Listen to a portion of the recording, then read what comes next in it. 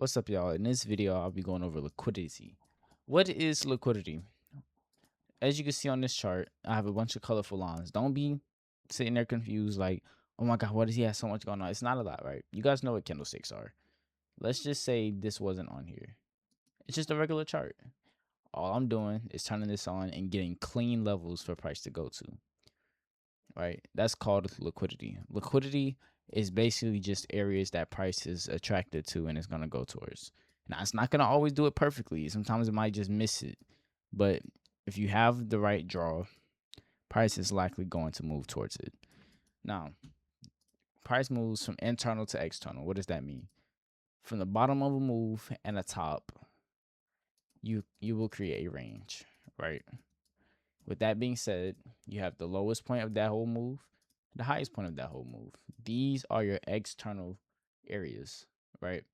This is external liquidity. So I'm going to type this out for you guys right here.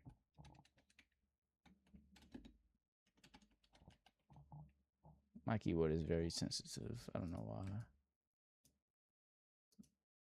I'm going to go ahead and type this out right here. Right? So now you have liquidity, external, and you have internal. Internal is just a bunch of highs and lows made inside of the massive range, right? And let's not even say this is like consolidated. Let's say this is actually like moving, right? And we just doing this. You could trade this. This is very, very tradable, right? Here, this high will be a liquidity point, and this low here will be a liquidity point, right?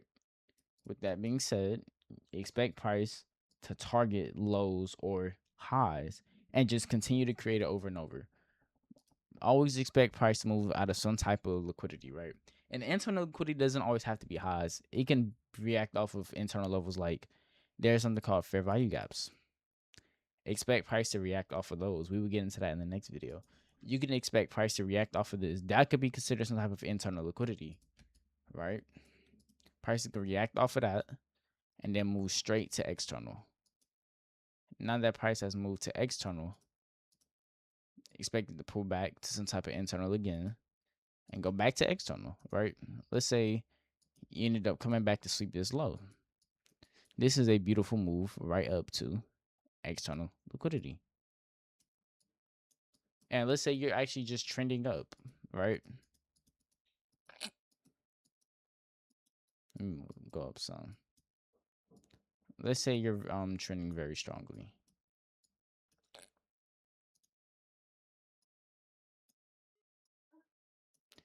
You can expect price to pull back. Now, it might pull back a little more abnormally than usual, but if you know what you're looking for, remember, external to internal. You're leaving this high up here. Let me remove this. You're leaving this high up here, and this is going to be your external range. Leaving this low in here, this is going to be your internal, right? So what happens? Price comes back to that internal, and let's say you have some type of area here to support that internal. Expect price to react off of this internal liquidity and go right up to external. This is basically my model. This is basically the setup that I look for every day when I'm trading, right? This setup has given me thousands of dollars, right? Literally just waiting for price to sweep out some type of internal liquidity inside of a clean area and go right to external. So liquidity is very easy to understand. And I went over break of structure and change of characters with you guys, right? Let's say you got a break of structure here. You left behind internal liquidity. Price is not going to always come and hit it. It'll probably continue trends like this, where it just almost never hits internal liquidity. Why is that? Because internal liquidity could be in multiple forms. Like I said, fair value gaps. Price could come and react off of these to continue to external almost every single time. And that is pretty much what a trading market could look like, right? Price just reacting off of gaps.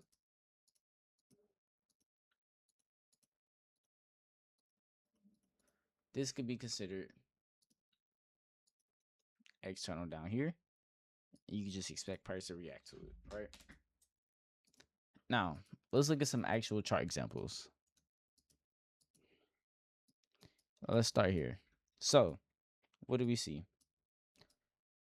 This has this massive wick. I'm gonna get into that in the part 2, so I'm gonna go over here where it's more easier for you guys to see and understand, right? Cool. Cool. Let's see a clean trending area so you guys could get a perfect understanding.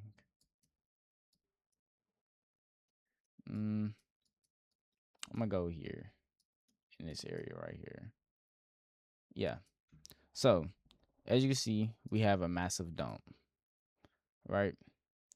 Price creates external liquidity, comes lower, ends up coming up higher. Boom, boom, boom, boom, boom, boom, boom, boom, boom, boom, boom, boom.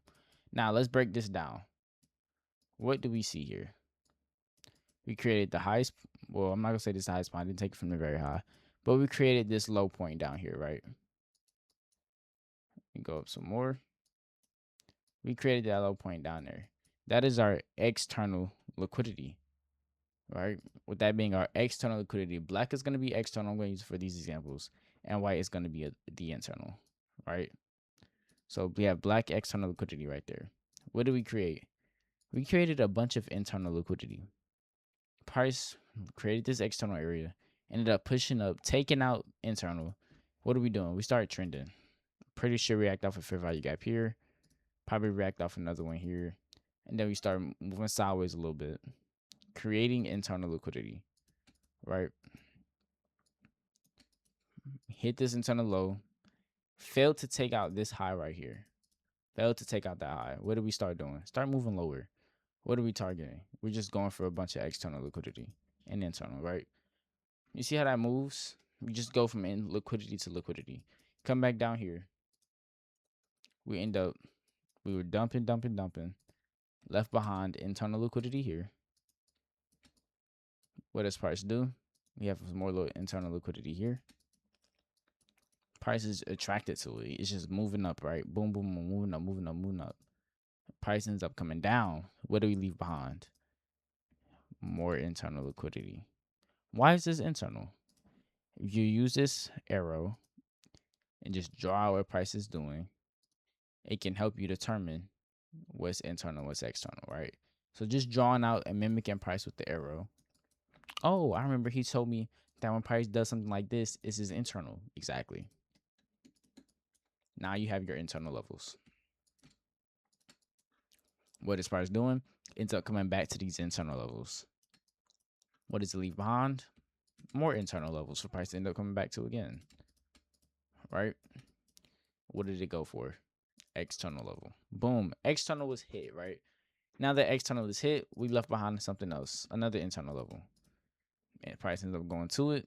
What do we have here? Boom. Now, guys, when an external level is hit, your new range, you will have new external levels, right? So let's say here, we're watching price, right? We have this low here, and we have this high way up here.